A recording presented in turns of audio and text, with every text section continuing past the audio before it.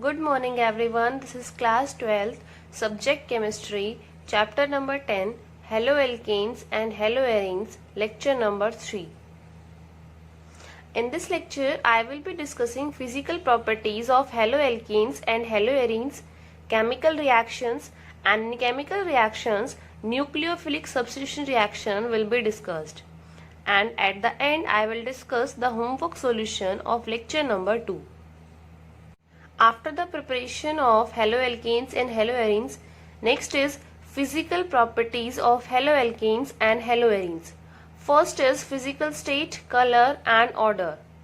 Alkyl halides are colorless when pure, whereas bromides and iodides develop color when exposed to light. So, when bromides and iodides they are exposed to light, they will develop color. Next is methyl chloride, methyl bromide, ethyl chloride and some chlorofluoromethanes are gases at room temperature, whereas higher members are solids or liquids. So these are gases at room temperature. Higher members are solids or liquids. Next property is melting points and boiling points. As we know that alkyl halides are polar, and due to greater polarity as well as high molecular mass as compared to the parent hydrocarbon, the intermolecular forces of attraction, that is dipole-dipole and van der Waals, are stronger in halogen derivatives.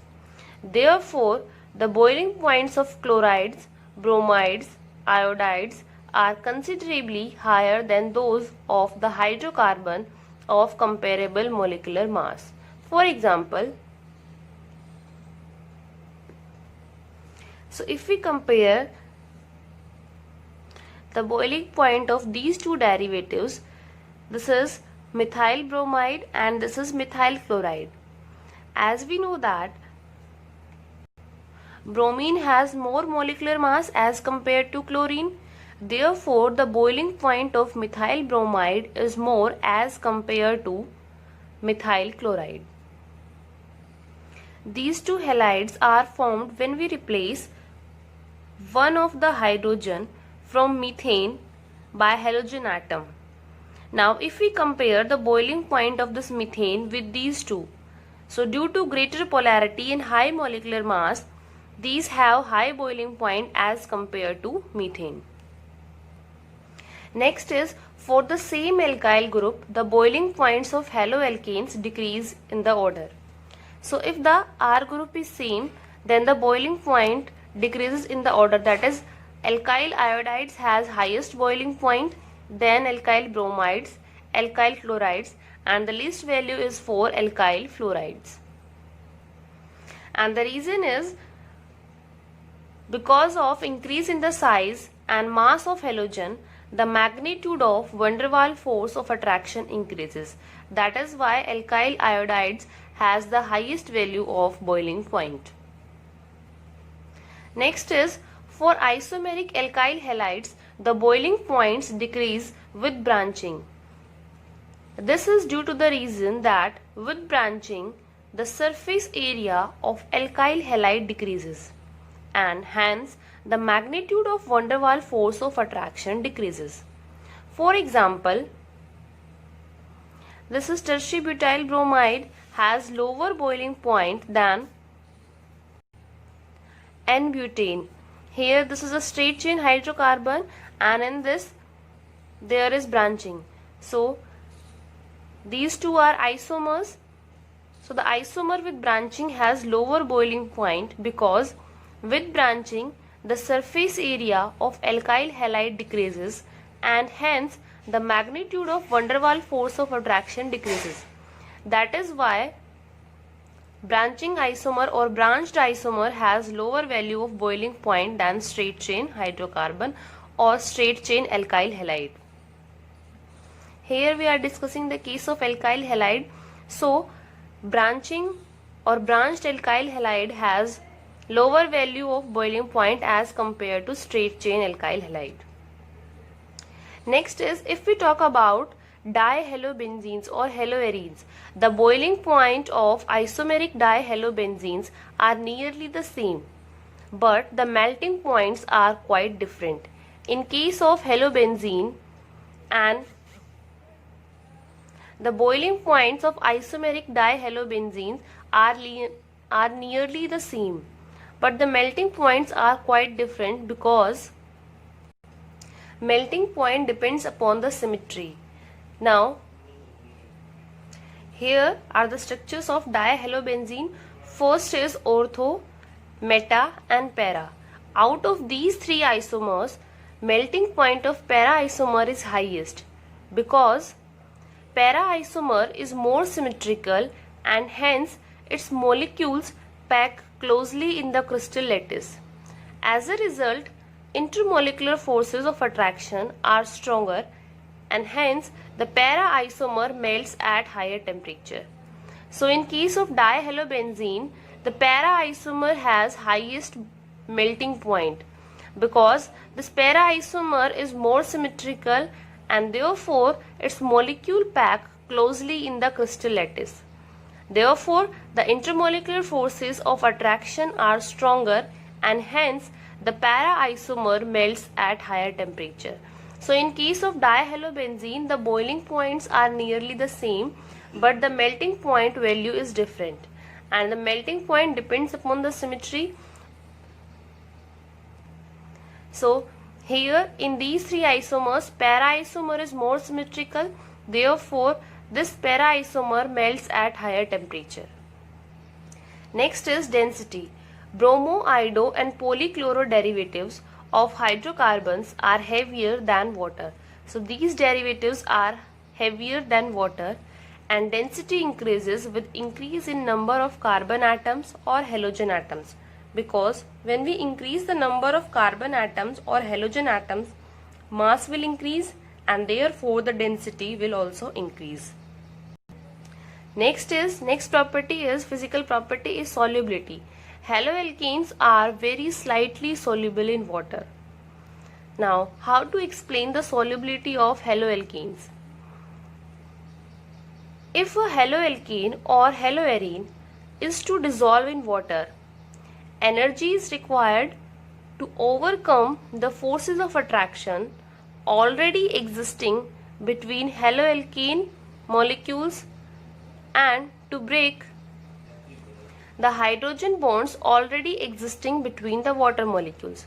So if we want to dissolve haloalkane or haloarene in water, so energy is required to overcome the forces between haloalkane molecule and to break the hydrogen bonds already existing between the water molecule. Now, when we dissolve haloalkanes or haloarenes in water, less energy is released when the new attractions are set up between the haloalkane and water molecules. So when we dissolve haloalkanes in water, less energy is released when the new attractions are formed between haloalkane and water molecules, because they are not as strong as the hydrogen bonds already existing between the water molecules. That is, when the new attractions formed between the water and the haloalkane molecules, these are not as strong as the hydrogen bonds already existing between the water molecules, and therefore these haloalkanes and haloarenes have very low solubility, or you can say slightly soluble in water, whereas haloalkanes and haloarenes are quite soluble in organic solvents of low polarity such as benzene, chloroform. So these haloalkanes and haloarenes are very slightly soluble in water, whereas in organic solvents they are quite soluble. So this is all about physical properties of haloalkanes and haloarenes. First is physical state, color and odor. Second is melting and boiling point. Third is density. Fourth is solubility. Now next is chemical reactions. The reactions of haloalkanes may be divided into the following categories. First is nucleophilic substitution reaction. second is elimination reactions, and third is reaction with metals. First is nucleophilic substitution reaction. In this type of reaction, a nucleophile react with haloalkane, which is also known as substrate. In haloalkane, due to difference in the electronegativity of carbon and halogen, carbon bears partial positive charge and halogen bears partial negative charge. So in nucleophilic substitution reaction, a nucleophile reacts with haloalkane having partial positive charge on the carbon atom bonded to halogen. A substitution reaction takes place and a halogen, which is called leaving group, departs as halide ion. Since this substitution reaction is initiated by nucleophile, and therefore it is called nucleophilic substitution reaction. So in nucleophilic substitution reaction, nucleophile will attack on the substrate, that is, the nucleophile will attack on the carbon having partial positive charge, and this halide ion, it will depart as this X will depart as halide ion, which is known as leaving group. So in nucleophilic substitution reaction, we have substrate, nucleophile, product and leaving group. It is one of the most useful classes of organic reactions of alkyl halides in which halogen is bonded to sp3 hybridized carbon. So here this carbon is sp3 hybridized to which halogen is attached. Now here are some examples of nucleophilic substitution reaction of alkyl halide. First is when the reagent is sodium hydroxide and the nucleophile is hydroxide ion, that is OH negative. So when we treat OH negative with Rx, so here X is replaced by OH negative and we are getting alcohol. Second is water, which is again a neutral nucleophile. When treated with alkyl halide, that is Rx, now X is again replaced by OH group. So when we treat alkyl halide with OH negative or H2O, the product is alcohol. Third is when we treat alkyl halide with RO negative. So here ether is formed. X is replaced by OR negative. Next is Rx is treated with I negative. Here I negative is nucleophile. So here alkyl iodide is formed. Next is when we treat alkyl halide with ammonia. So here again ammonia is a neutral nucleophile. So here we are getting primary amine RNH2. NH2 is the amine and RNH2, here one R group is there, so it is primary amine. Second is when we treat Rx with R-NH2. Here R and R dash are different. So in that case we are getting secondary amine, that is R2NH. Next is when the nucleophile is R dash R double dash NH with alkyl halide. So here this X is replaced by this group and this is tertiary amine. So when we treat alkyl halide with ammonia, we are getting primary amine. When we treat alkyl halide with primary amine, we are getting secondary amine, and when we treat alkyl halide with secondary amine, here we are getting tertiary amine. There is one more type of nucleophiles, that is ambident nucleophiles. Groups like cyanides and nitrides possess two nucleophilic center. For example, in case of cyanide, it can link either through carbon site or through nitrogen site. And therefore these groups are known as ambident nucleophiles. So when we treat alkyl halide with cyanide, if the cyanide ion links through carbon site, then that is known as cyanide. But if it uses its nitrogen site to attack at this carbon, which is attached to the halogen, then isocyanide is formed. So this question is very important. When we treat alkyl halides with KCN, then cyanide is formed RCN, but when we treat alkyl halide with AgCN, here isocyanide is formed. So what is the reason behind these two reactions? Reason is KCN is ionic compound whereas AgCN is covalent. Now KCN in solution provides cyanide ions. Although both carbon and nitrogen atoms are in a position to donate electron pairs. As we know that cyanide, it can donate electron pair through carbon side as well as through nitrogen side. So when we dissolve KCN in solution, it provides cyanide ions and both the sides are free for the donation of electron pair. But the attack takes place mainly through carbon atom because carbon-carbon bond is more stable than carbon-nitrogen.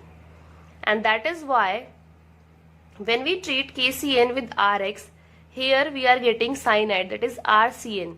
This R is a alkyl group. For example, if this R is methyl, then the product will be CH3CN. So in case of KCN, the attack takes place mainly through carbon atom because carbon-carbon bond is more stable than carbon-nitrogen. Whereas in case of AgCN, as AgCN is a covalent compound, so in case of AgCN, only nitrogen is free to donate electron pair and therefore forming isocyanide as main product. Similar example, one more similar example is there when we treat alkyl halide with KNO2. So in case of KNO2, that is potassium nitrite, the product is RONO. But when we use AgNO2 instead of KNO2, the product is different. With AgNO2, the product is RNO2. So this NO2 is also an ambident nucleophile. It can donate electron pair from oxygen side as well as from nitrogen side. So in case of KNO2, this X is replaced by ONO, whereas in case of AgNO2, this X is replaced by NO2. That is, when we use AgNO2 as a reagent, so the bond is formed between carbon and nitrogen, and in case of KNO2, the bond is formed between carbon and oxygen. And this can also be explained on the basis of ionic and covalent character of KNO2 and AgNO2. KNO2 is ionic compound and AgNO2 is a covalent compound. So these are the some examples of nucleophilic substitution reaction of alkyl halides. Now after doing this, you can solve NCERT exercise question number 8th, 9th, 14th, 15th, 16th and 17th. Now I will be discussing the homework solution of lecture number 2. NCERT in-text questions, question number 10.2, why sulfuric acid is not used during the reaction of alcohols with Ki? The answer for this question is H2SO4 is an oxidizing agent. It oxidizes the hydrogen iodide produced during the reaction to I2. So here Ki plus H2SO4 is giving KHSO4 plus Hi, and this Hi is converted to iodine and thus prevents the reaction between alcohol and Hi to form an alkyl iodide. That is why H2SO4 is not used. Next is write the structures of different dihalogen derivatives of propane. So these are the 4 structures of different dihalogen derivatives of propane.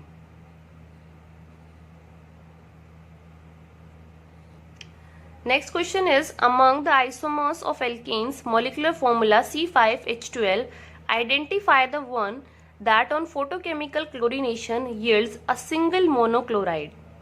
So in this question you have to find out the structure of alkane which on chlorination gives single monochloride. Now this is the structure. All these hydrogens are equivalent.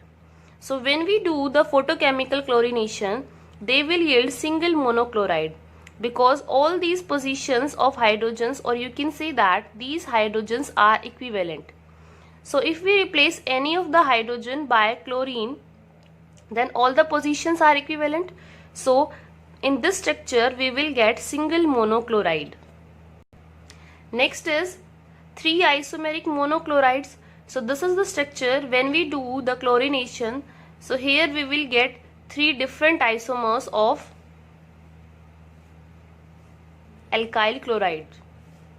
Next is 4 isomeric monochlorides. So this is the structure when we do the photochemical chlorination. So here we are getting 4 isomeric monochlorides.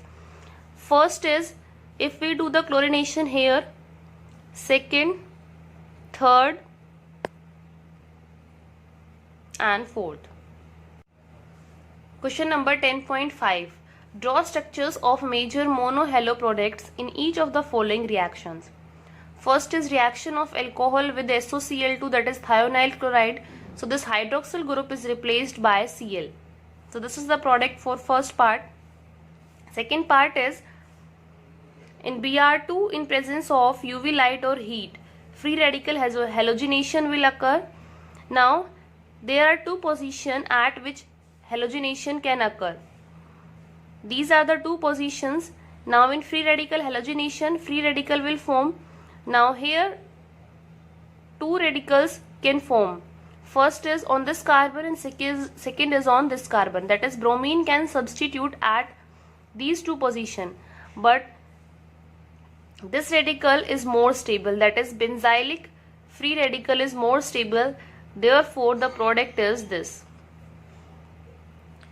So by doing the homolytic cleavage, we can form free radical, and this radical is more stable. That is why the product is this. Now third